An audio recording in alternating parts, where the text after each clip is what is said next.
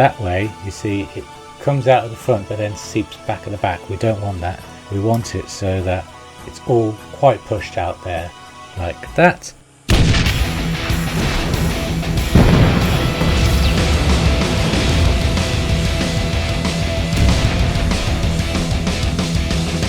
Alpha, the Falcon is back. Prepare for him a partwork with attitude.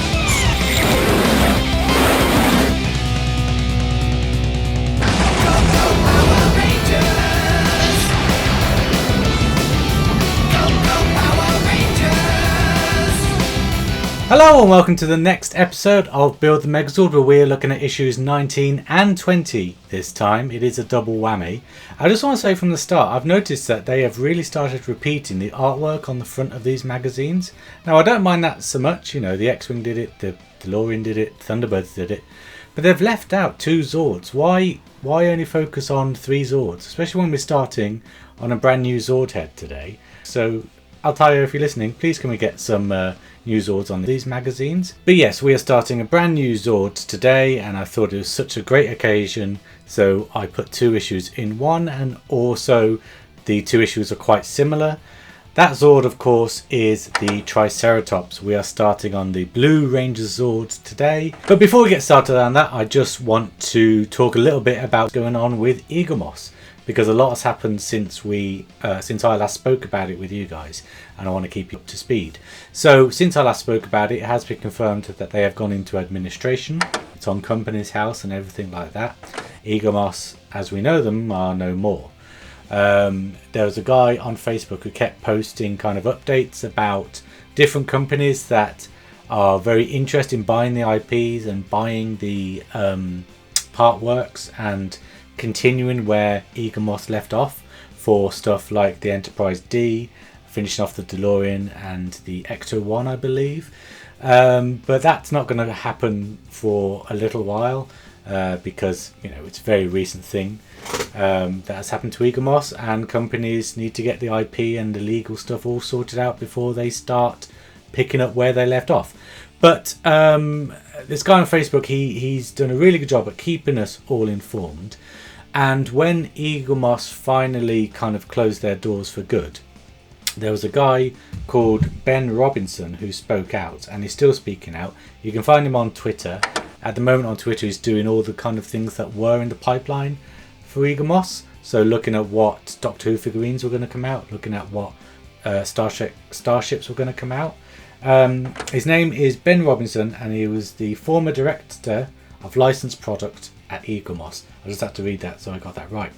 But this guy on Facebook, he managed to get a Skype interview or Zoom interview with Ben Robinson, and he basically gave the lowdown of what happened, and I'm just going to play you a clip here now. There were various points at which it looked as if it would have a much happier outcome than it did. Yeah.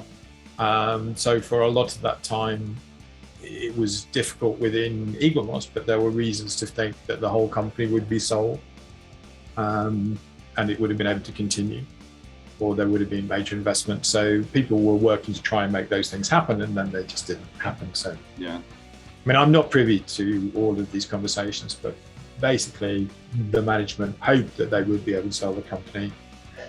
2 potential buyers fell through, and that's why they've ended up where they are. Yeah. There, I mean, I feel more positive about the chances of everything getting completed and there being news in the short to medium term rather than anything longer than I did a week ago. There are a lot of people who genuinely care and who really want to make sure that people are able to complete their models. As you say, you know, it's a whole industry with sort of, you know, people want to make sure that people don't feel betrayed, that, you know, they don't, you know, don't leave with a bad taste in their mouth. As I say, it would be a relationship with a new company. It's not like someone is going to buy Eaglemoss and deal with all of the problems that Eaglemoss left behind. Yeah. But someone coming in and offering a way for people to be able to complete their builds, I feel pretty confident that that is going to happen. Right. Who it is, I don't know. One thing I would say is what I am trying to do is if people can, in order to demonstrate to people the level of interest, if people follow me on Twitter, I will, as soon as there is any news, that will be the first place that, somebody else may release it first, but that, as soon as I find out any news that's definite, I will be putting it out there. So it's a very interesting video, question and answer session. I recommend that you watch it all. The link is in the description down below. A lot of the questions are about the Enterprise D, because that was the main Partwork Eaglemoss had going at the time. But it was very interesting to hear that Eaglemoss had been trying to find a buyer for a few years, and it fell through, and that's where Eaglemoss got into the state it's in. So it's not a quick thing. Eaglemoss was kind of struggling for a while, and I think that was you were seeing that with people complaining about the customer service and people complaining about parts not turning up. I think they've been struggling for a little while. But the thing that Ben Robinson says is that remain hopeful. Don't throw away all these part-built partworks, because companies will buy them up. They are being done by different companies around the world, and there are companies that are very interested in buying it for the UK and America and stuff like that, wherever Eaglemoss operated. So it's bad news that Eaglemoss has gone under, because they were such a big name.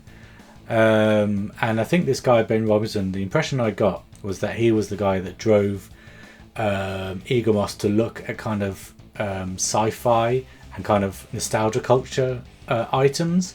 Before then it was kind of cars, and it was ships and stuff like that, and then you had the DeLorean, you had the Enterprise, the Starship stuff, the Doctor Who stuff, never mind the Marvel comic stuff that I think Eaglemoss did as well.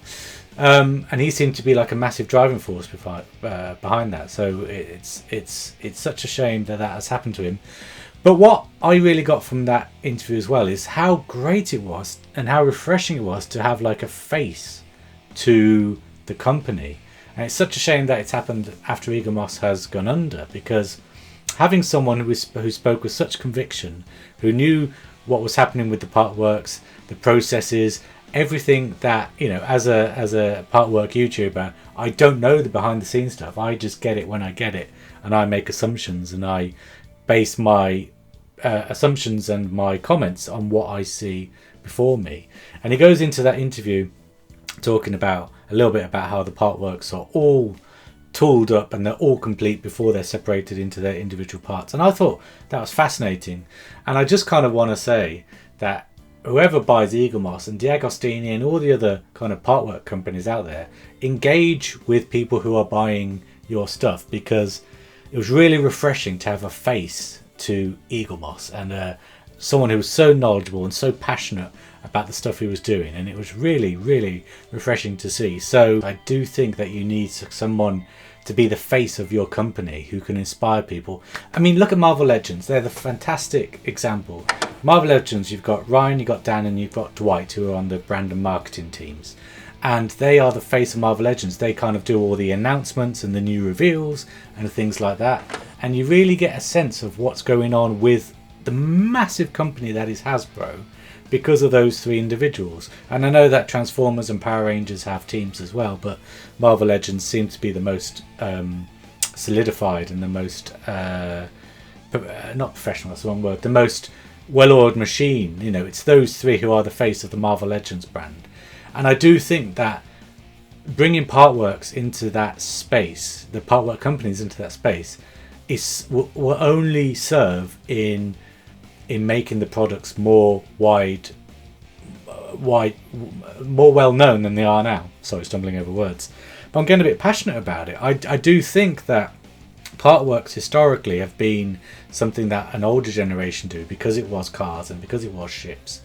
And then people like Ben Robinson have clearly made it more nostalgic to people my age, who are late 30s.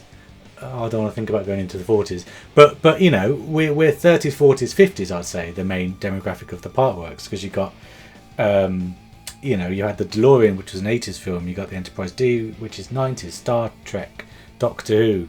It is slightly an older demographic, and so is the Marvel Legends. Actually, they're probably younger and the same. I'm waffling. What I want to see more from Partwork companies is kind of a face of the company to really give us insights behind the company and to be that kind of honest, say it how it is person, so that we all know what's going on. Because a lot of what I found in all my years of doing this is that they are closed off behind closed doors, these companies, and it's very, very rare to hear anything from them. And I do think that that kind of two-way conversation is just the way that business is done these days, and I think the interview with Ben Robinson kind of proves that. So that's what I'd like to see about Partwork companies going forward.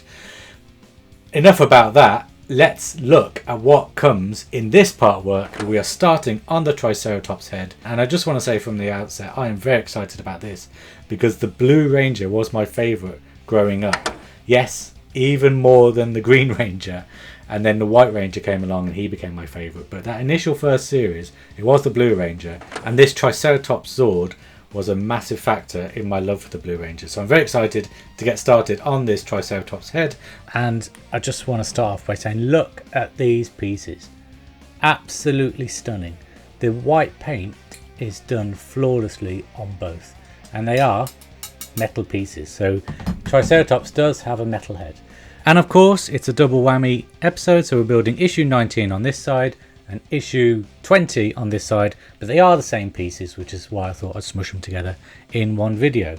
Now, the eagle-eyed amongst you may have noticed that I have gone ahead already and I've painted some of the insides black. This is to prevent light bleeding. I've become quite obsessed with this light bleeding now because I haven't seen any pictures of any light bleeding as the parts, even without the paint on. So yeah, I think I'm just being a little bit paranoid, but enough about that. Let's bring in the first few parts, which is this wire, which was left over from issue 18 last week. Make sure that you get that out if you haven't already.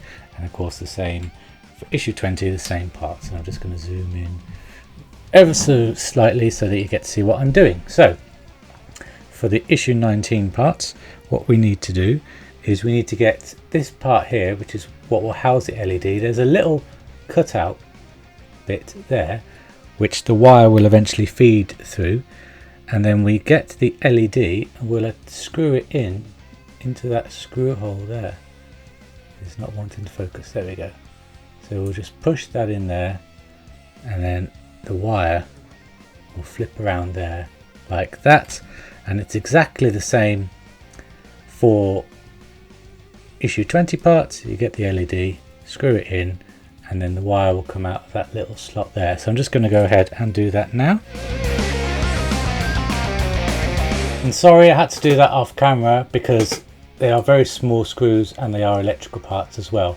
I just want to make sure that they're all right. But there you go, that's them both screwed in, and the wires will just feed out of these guide holes here, which we'll talk about more in just a little moment. So let's get this part here next, which is the inner workings of the Triceratops head and where we're going to put the LED through. So starting off with the left hand side, we then get this gorgeous red translucent eye, and we just put it through there like that so it sticks out quite a way. Now there is a way to do this. Yeah, there we go. So make sure you get it so all of it sticks out uniformly. If I flip it around that way, you see it comes out of the front but then seeps back at the back. We don't want that. We want it so that it's all quite pushed out there like that. And then we get the LED housing part. This one's got an L on it for left, and then we will just screw that on there like that to hold the eye in place. And we do the exact same thing for the other side. We get the red eye, make sure it pokes all the way. It does. And then get that piece there. It's got an R on it. You can see there.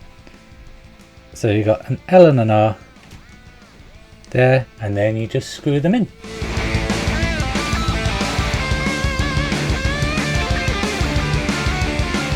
And here they are both done. Sorry I had to whisk them off camera, but I couldn't quite get the angle right on them. I don't know whether it's because of the extra millimeters of paint throwing it off, but yeah, just be wary of that.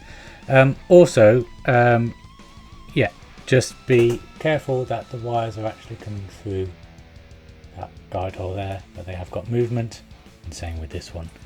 But yeah, looking very, very nice. Now, of course, you know what's happening next is we get these metal pieces here, and we flip it around and line it up so that when the metal piece is on there, the red light of the eye, or the red eye, comes through. And the exact same for this piece here. Flip it around in there like that, and then we just screw those parts down together, which I'm going to zoom out and do now.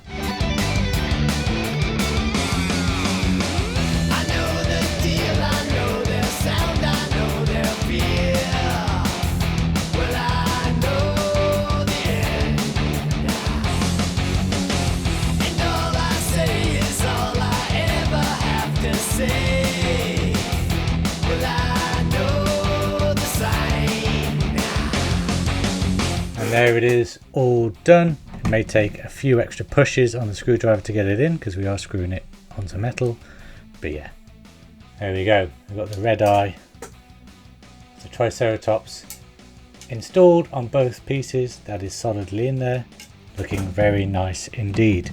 Now, the last few parts of these issues revolve around these parts here, which is just some inner workings of the Triceratops to make it work and attach it all together. So the first piece we have is this blue piece here. You can see we've got a guide hole and a screw hole there. That matches up with this guide peg and this screw peg there. So they will just sit like, if I can get this right, on there like that. There we go. It's not really going into the guide peg, but there we go. So that will sit in there like that, and then we have this back part here with two screw holes, and line it up so that these parts here face the back of the trike, and do the exact same thing with this side as well. Line up those parts there, making sure that you don't get the wire caught or anything daft like that I probably would do, and then put that there with the guide hole in there like that. So once again, I'm just going to screw those parts down.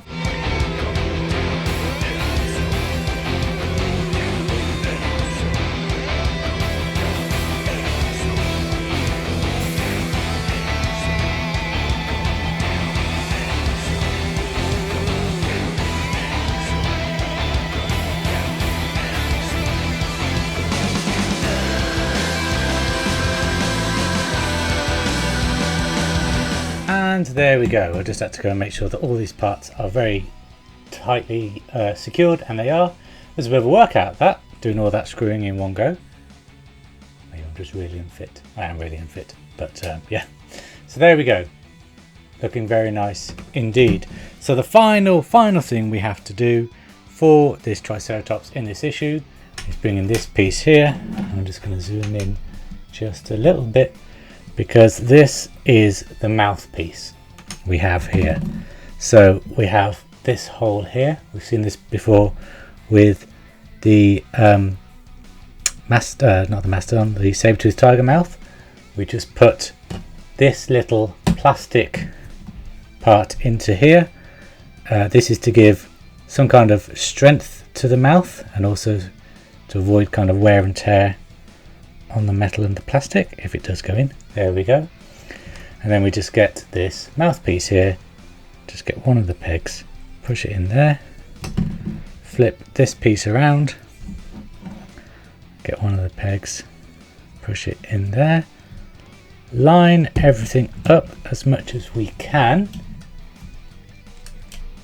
and there we have the Triceratops head starting to form in place.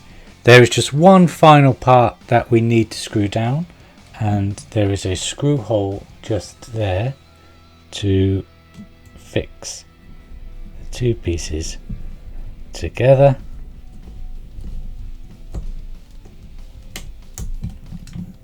Let me just double check that that has gone in, and it has. And maybe I've slightly over tightened it because I started to kind of make the plastic go white there, but there we go. Look at that. Look at that. 2 issues in to the Triceratops head, and we have a working mouthed Triceratops.